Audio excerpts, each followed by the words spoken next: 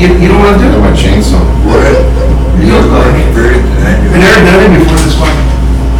You just follow the order and call the meeting to order. Okay. It'd be great. It's a nice beach. I haven't seen it. Victor told me about it. And then you can go. That looks fun. You need a hammer. No, I never done it before. Roll call, so, Here we go. Sorry, it said older list, but it should be. I'll read the roll. Mr. Venegas, thank you. Present. Present? Mr. Gonzalez, Great. Mr. Martinez, Here. and Ms. Brewster. Present. Mr. Chairman, we have a new member, Ms. Garza Limon, who, as of earlier this week, I did call to see if she had taken the oath, and she hadn't come in. But we do have a new member that was appointed by the mayor. So now how many are we missing? So now we're down to 3 vacant positions. And the vacancies belong to who? We have one with Altfield, one with Councilman Volley, and one with Councilman Rodriguez.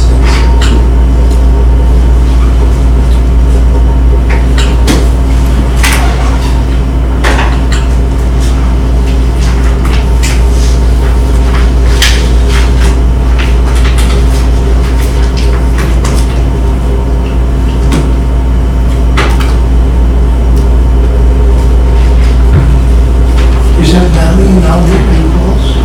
Councilman Altfield, Councilman Volley, and Councilman Rodriguez.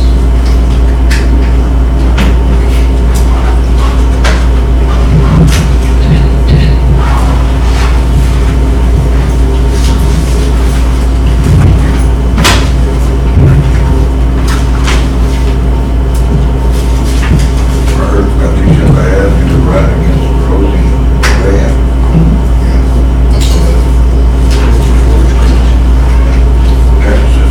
Her ex-position. I suppose we comes up next year because Rosie only got an expired term. The thing I didn't like about Patricia is she was close on Friday stuff. I don't know. I think the remember. Yeah, she was close on Friday.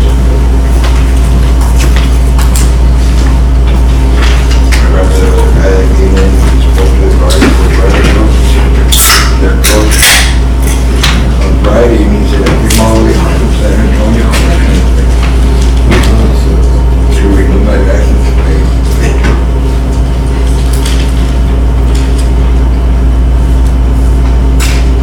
Next item, Mr. Chairman. Next item. Approval of minutes? Mr. Chairman, yeah, but since we didn't have a quorum last time, we don't have any minutes to approve. Okay. We'll do that next one. Citizen communications? Any citizen, any communications? No. Okay. Update on the attendance policy, which is, Yes, Mr. Chairman, I have that. The city council just did an approval of an introductory ordinance this past city council meeting on July the 1st. Was there action taken? And the committee members are, we just want you to know that this is coming. There still needs to be another final reading of the ordinance, but they've added an automatic forfeiture clause to the ordinance that governs all city committees. And so it was adopted back in April of 2018, and it's uniform policies for all boards, commissions, and committees created by the city council. And so the update in essence, just to cut to the chase,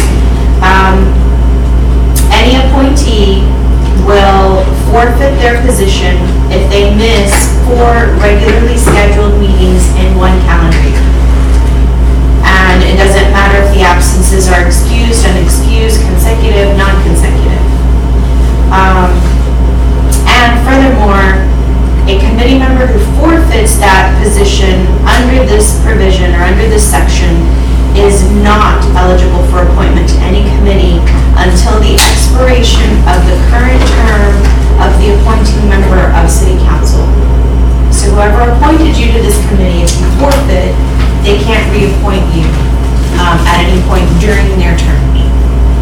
And it's the appointing council member only. So if you really want it back on, you could go to the next council member perhaps down the line and they could reappoint you. That's what it looks like and that's the way it appears to read here. So that's the update on the attendance policy that just came about, as I said, this last city council meeting. And that's all I have to report, Mr. Chair, unless there's other questions or further discussion. And then it's in automatic, that you get a call that says don't show up or what?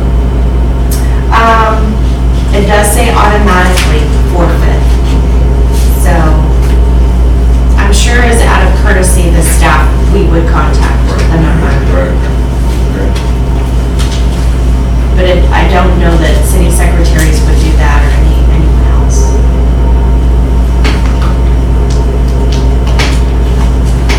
Go to the next item. Discussion and possible action on city recycling program. Mr. Chairman, we have a representative from Solid Waste, and I know that she's been here before. Forgive me, I don't know where we're at on this. I know we were talking about recycling program, and I know specifically I'm trying to encourage more aluminum.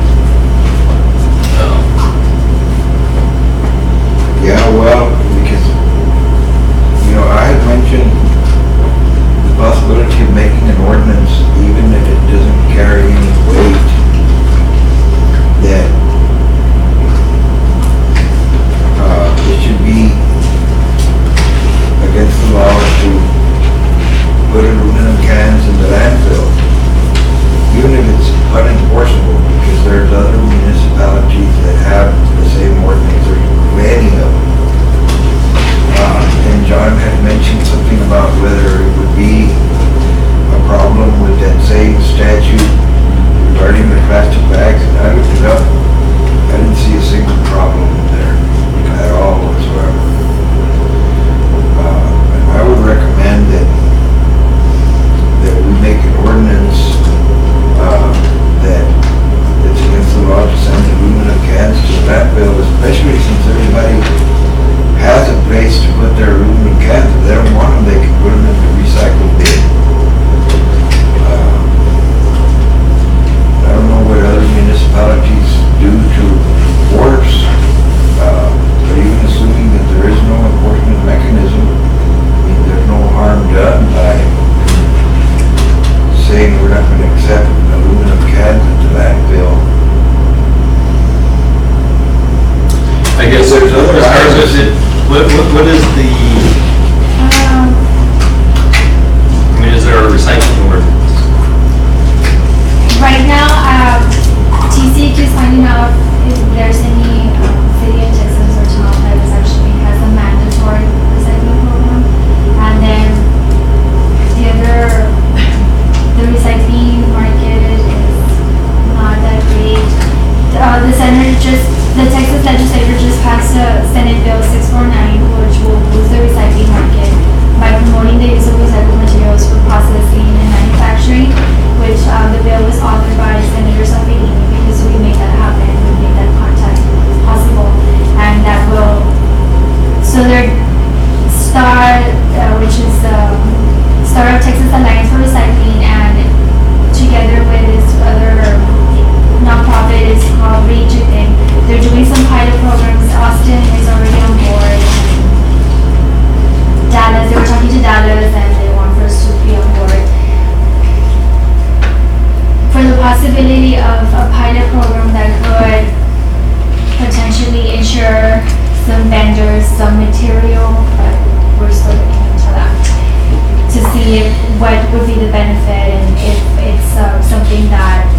city has a contract with another company that manages our recycling center, see if they would benefit from this program. Now, we still need to wait.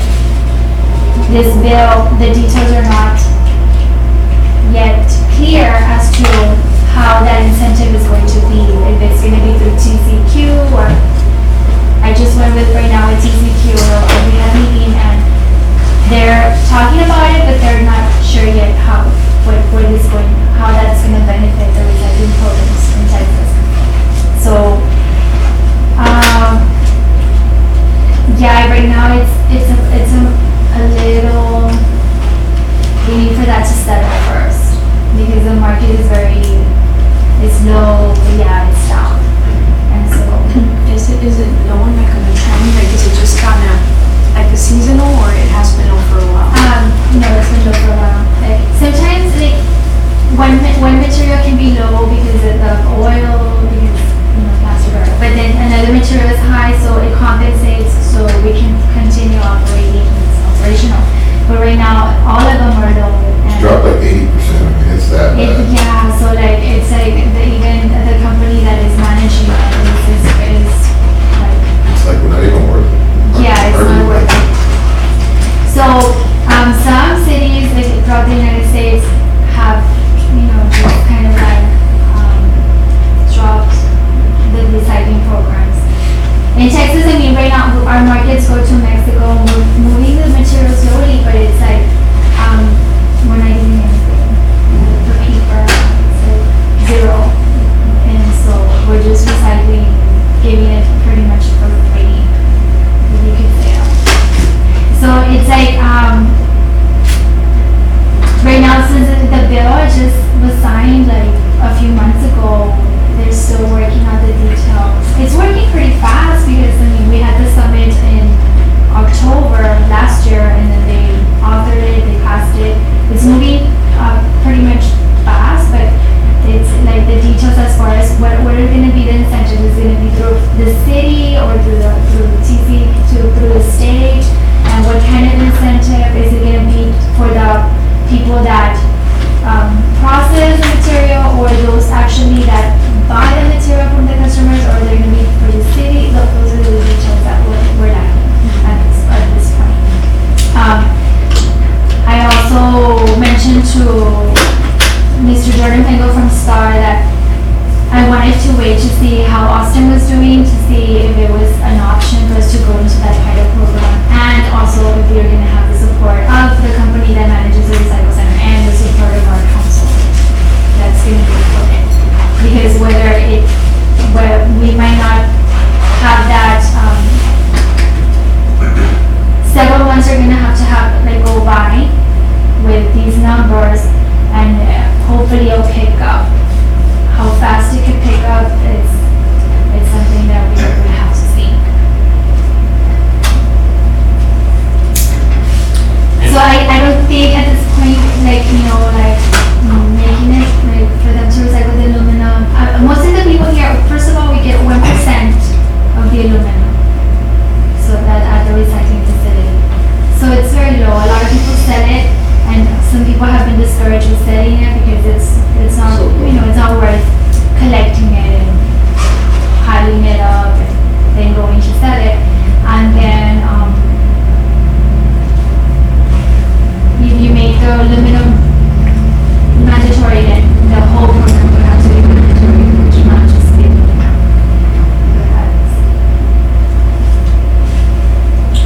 Isn't there a list of items that are prohibited at the landfill already? Like batteries and stuff like that? Yeah, like you mean in the green trash can? Yeah, but it's not like mandatory.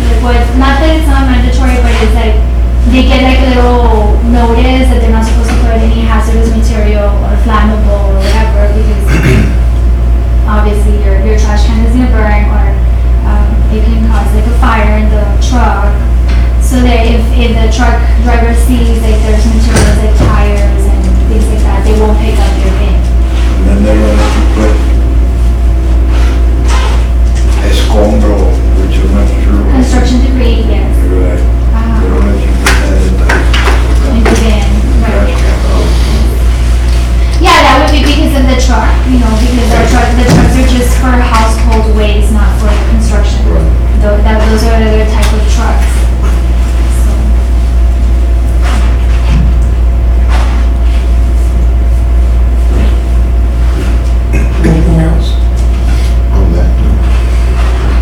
just looking at the ordinance. And there is a section, recyclables, and it says recyclables shall be placed in the recycling carts provided by the solid waste department. So it's already there.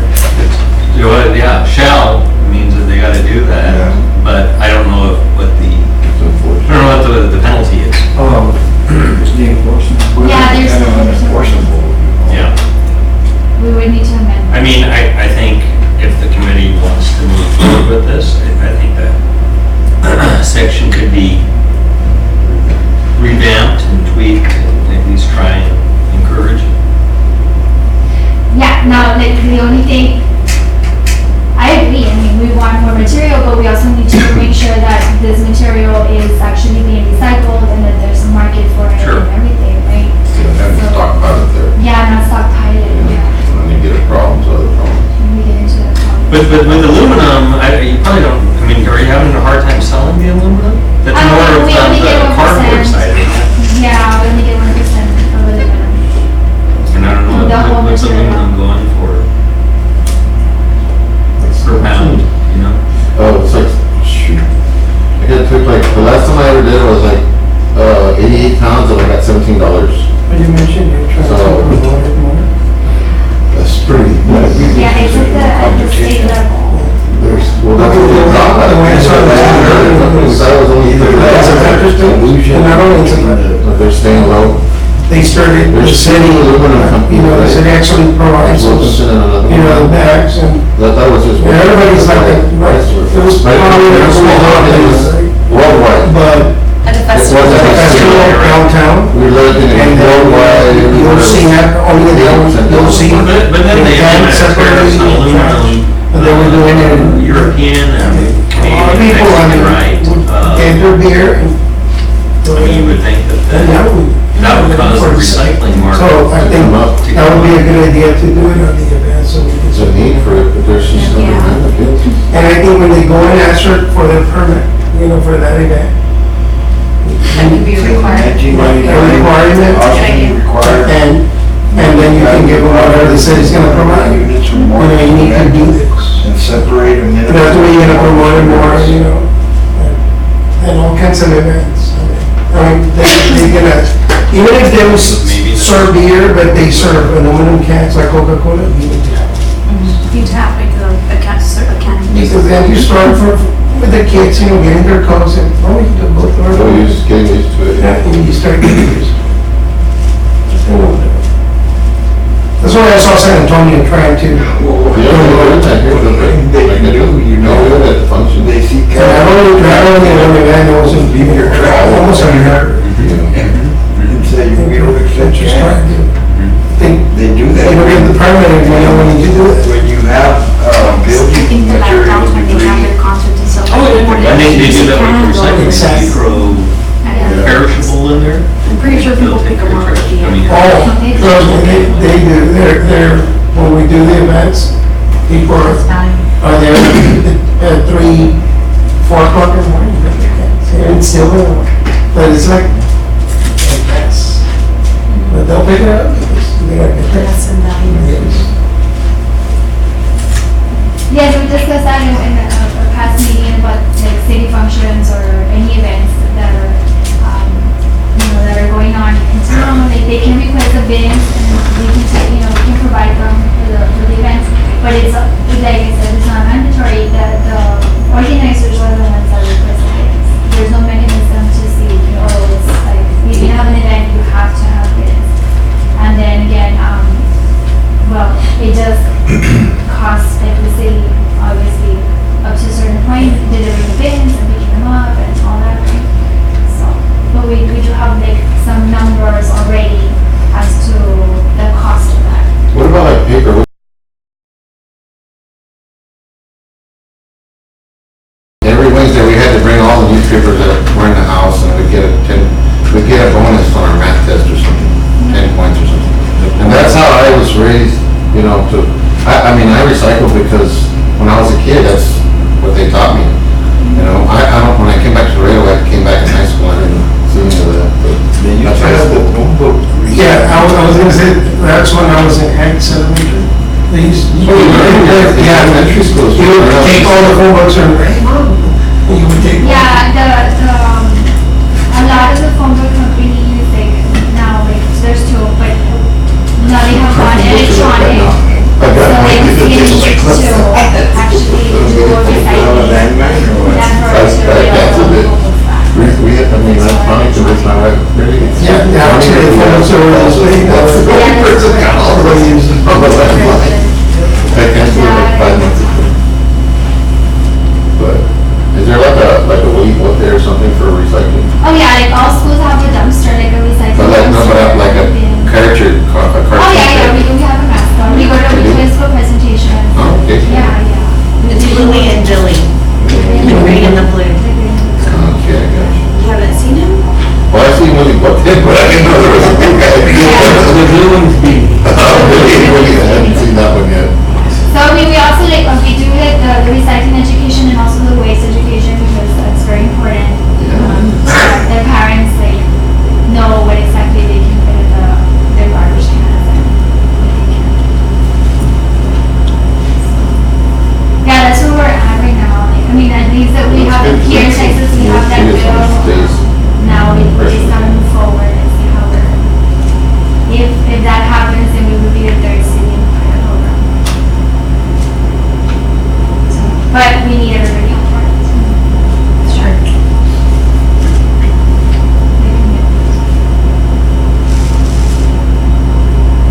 Anything else? I mean, does the committee want to make a recommendation for that program or encourage the city to participate? I think so. It's paper, because paper's still strong, I think.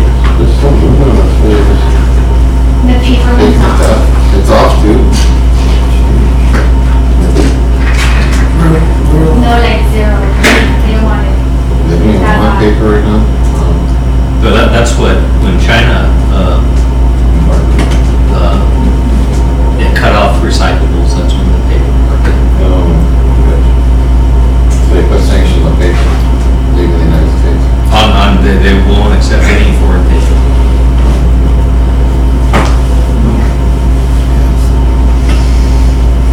Wanna stretch that? You want to entertain the motion? Yeah, we're still getting it. There's no We're still market getting for it. it, but we're moving it Why very push it till the slowly. projects come up, then we'll start pushing To it. support the Because it has to go very city clean doing that and- pilot program.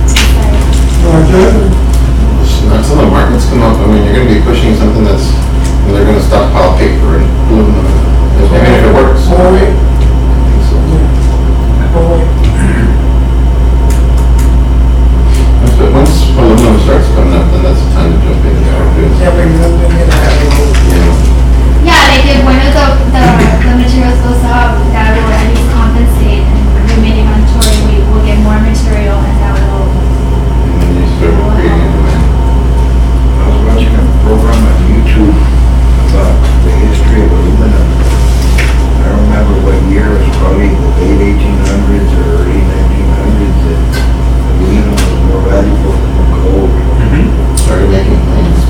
Yeah, it was very hard to refine. The top of the Washington Monument is got an aluminum pyramid on it, and that was a precious metal when they built it. Those are the old warehouses there, near the railroad tracks that had an aluminum roof instead of galvanized tin or whatever they use now. Supposedly you got like $66,000 for all that aluminum. I guess the thick stuff on the old days.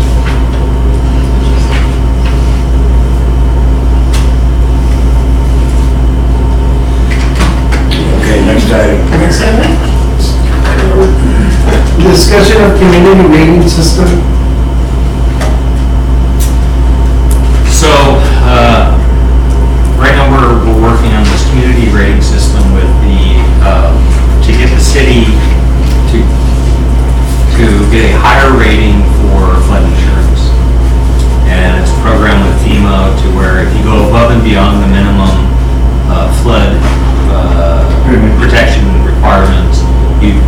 get points for that, and it's kind of a backward scale. So the lower your score, the higher level of program you're getting, or you've attained. But what that does, it will lower flood insurance premiums for the entire community. So if you're paying for flood insurance, you would see a reduction in that. And anybody within the community that pays for flood insurance would see a reduction in that. And so as part of that, there's a component that, Leslie to help me out here, that calls for like a Public community information. community board or community, and so we're exploring this program, and we think that the SEAC would probably be a good, it would be a good fit for the SEAC committee to be this board that will help us get to you. Well, I'll be honest, I don't want to comment on that because we all know what happened with the property that I bought from the city. But you know what I'm talking about, the property that I bought. Where you bought, yeah. Yeah, so that's not, I mean, actually, the new buildings are on flood, but on the back.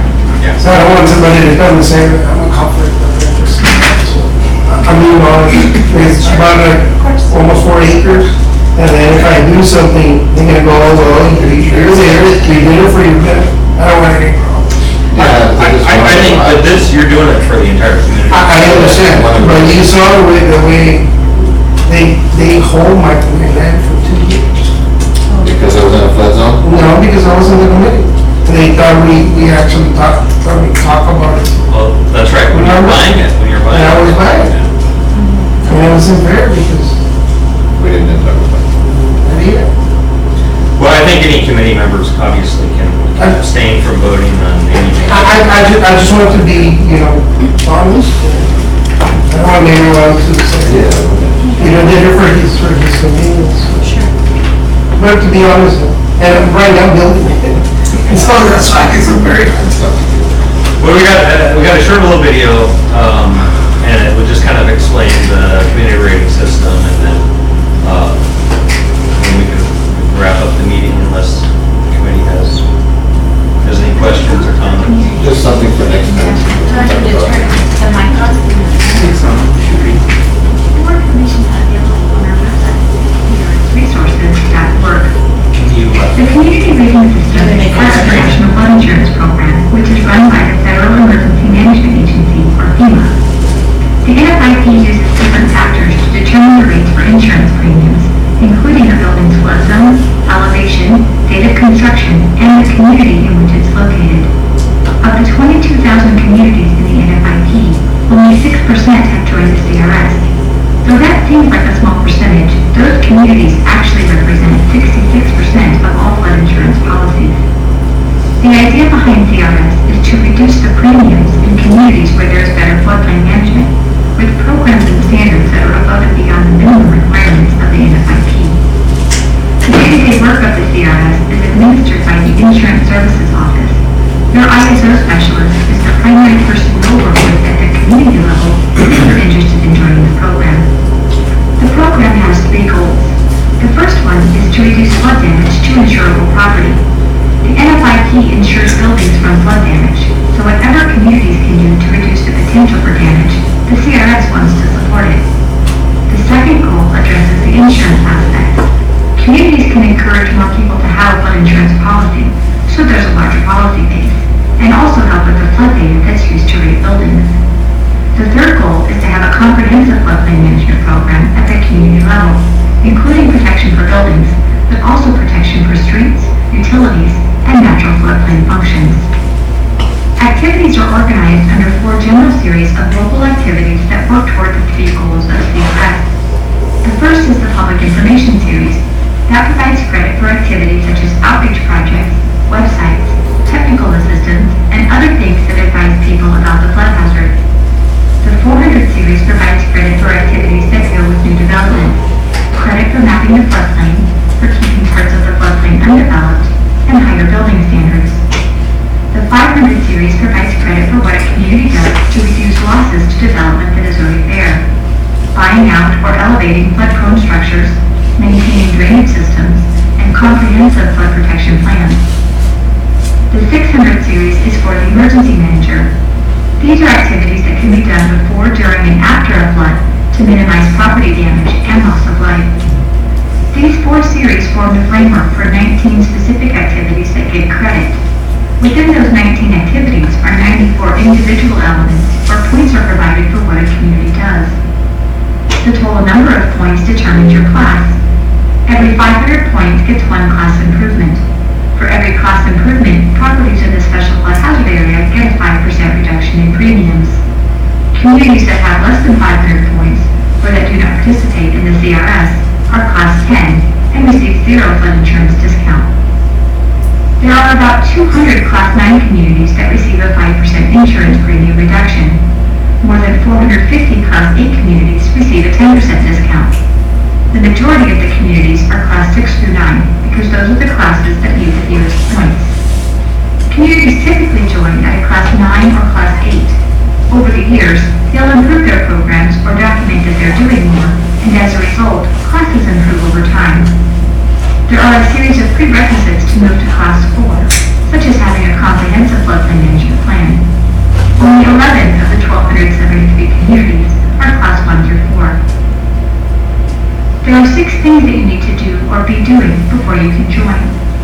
The first is to be in the National Flood Insurance Program in the regular phase for at least 1 year. We'll need word from the FEMA Regional Office that your community is in full compliance with the minimum criteria of the NFIP, which is usually determined by a Community Assistance Visit or CAV. CAVs are conducted for all NFIP communities regardless of CRS participation. Your community needs to be keeping elevation data for new construction in the floodplain using the FEMA elevation certificate. About 2/3 of communities have repetitive loss properties.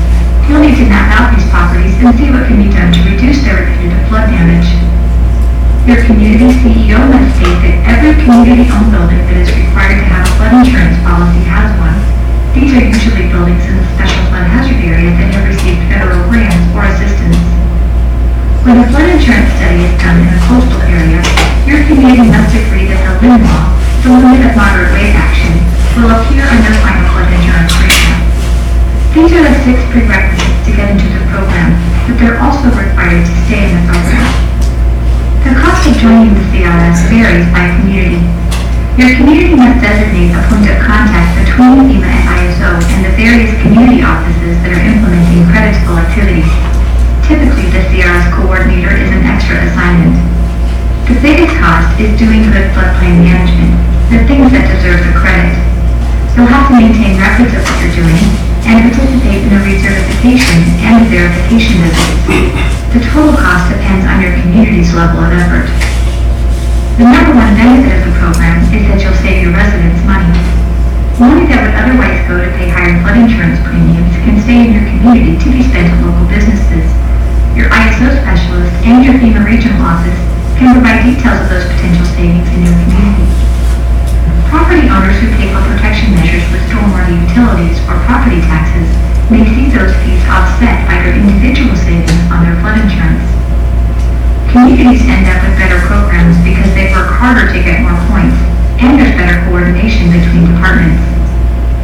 CRS provides technical assistance for a variety of activities, including stormwater management and planning. When public information is one of your activities, your residents are more aware about flood protection. They're proud of what your community is doing, and you end up with a constituency for good floodplain management. And finally, there's an incentive to keep these programs going. When your community hasn't experienced a major flood for a few years, there can be pressure from developers to lower floodplain development standards. Sometimes people forget the importance of good floodplain management and want to eliminate programs. CRS communities are motivated to maintain these programs.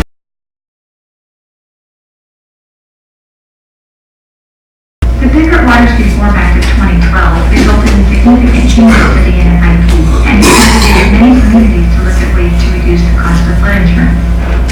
Flood insurance premiums are based on several factors, including what community you're in, what flood zone you're in, and how high your building is. One way you can reduce the cost of flood insurance is to come into the CRS.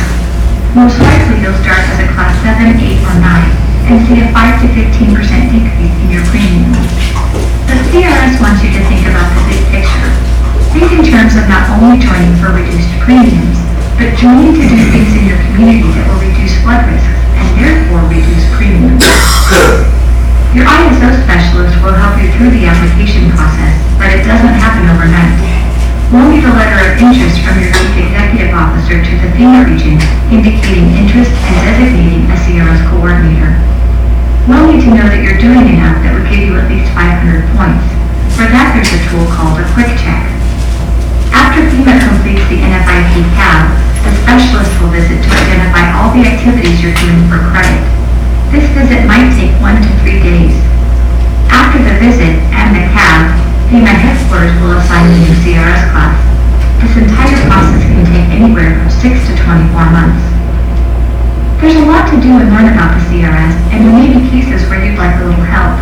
We have a lot of resources available to assist you, but your number one resource is your CRS specialist.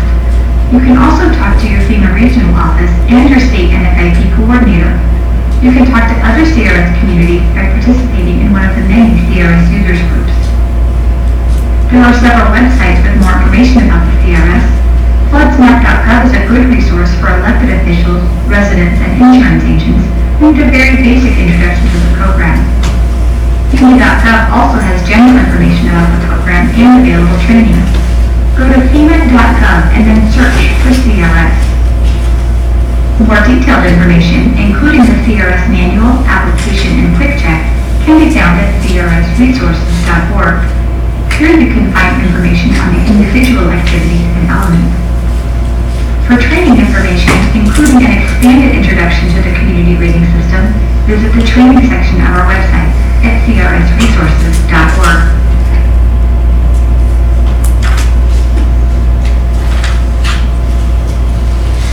All right. So we looked at it, and they talked about the different levels, and we could very easily get a 6 and most likely get a 5. And in looking at that, I think the last time I looked, it would be about almost $400,000 in savings for premiums for the community. So it's pretty substantial. Yeah.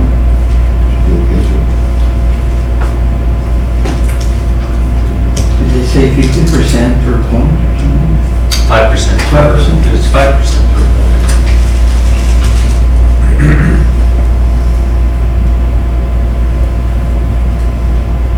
So we'll bring this back to the committee.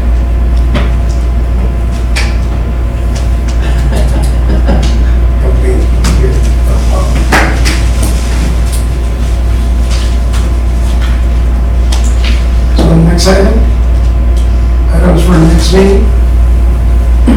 I guess we can bring back anything new for the CRS. We just had a meeting today.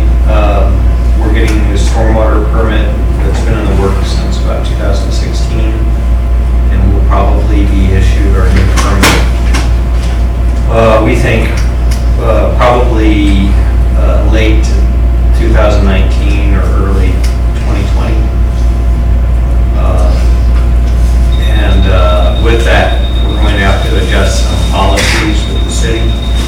And so we'll be bringing forward an ordinance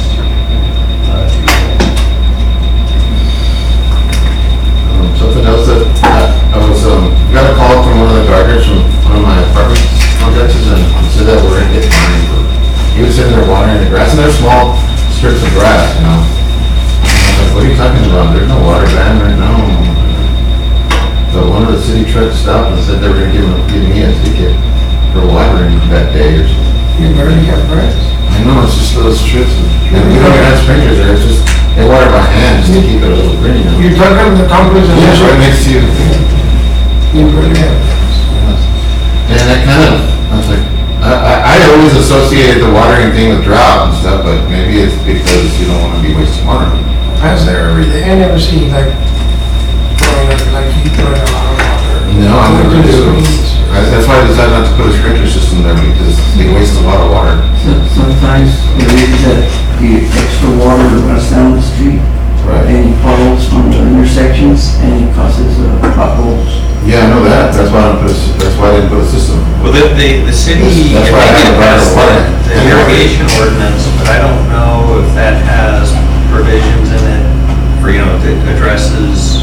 I thought it was very strange, I was like, well, have that guy call me, you want to talk? He drove off. you know. I guess we can give an update next to that. And he even told me something like that, I didn't, Barney didn't give his truck number or anything. He told him straight up, you cannot be watering right now. I know if we were in a drought, that would be That's what I correct. thought, Yeah, I right? know. It was just a conservation thing. It was voluntary to require depending on the code. of drought. I remember when we had that real big drought, it was you can only water on Tuesdays and Thursdays. And I was thinking, well, maybe it's still on, I just didn't know. And then there was a certain hours, huh? Right, exactly, certain hours in the evening. So there is nothing in there. Well, if there is, we'll put We'll that find on. out, okay. If there is, then at least get it out there to the public more, I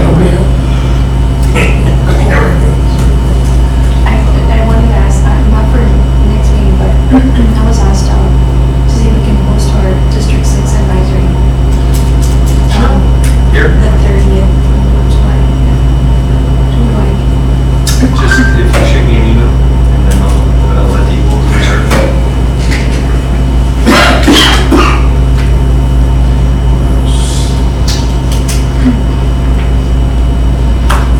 Oh, when we get the new committee member, I think we probably need to have elections.